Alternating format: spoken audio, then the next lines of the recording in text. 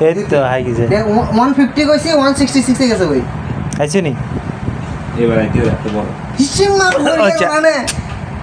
আতার কাছে এত খেলা আস্তে আস্তে নিচে রাখো না দেখি না 200 টাকা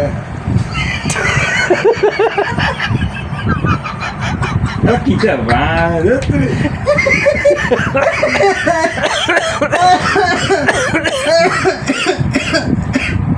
দুই একবার মিসিং যদি লাগে রে খবর আবার গেছে না দিলে